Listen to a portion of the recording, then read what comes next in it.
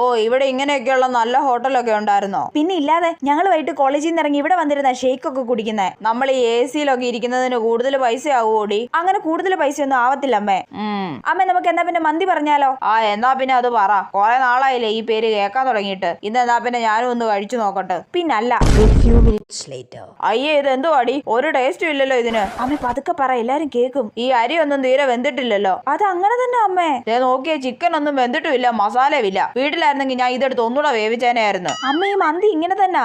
Mayonnaise മന്തിച്ചട്നി ഒക്കെ കൂട്ടിയിട്ട് കഴിക്കും, നല്ല ടേസ്റ്റാ. ഈ വെള്ള സാധനമൊക്കെ ചോറിന്റെ കൂടെ ഒഴിച്ച് ആരെങ്കിലും കഴിക്കുവോടി? ഷടാ, ഇതാണോ നീ എപ്പോഴും മന്തി വേണം എന്ന് പറഞ്ഞ് വാശി പിടിച്ചിരിക്കുന്നത്? ഇതിൽ നന്നായിട്ട് ഞാൻ നിനക്ക് ചിക്കൻ പൊരിച്ചു തന്നേനെ.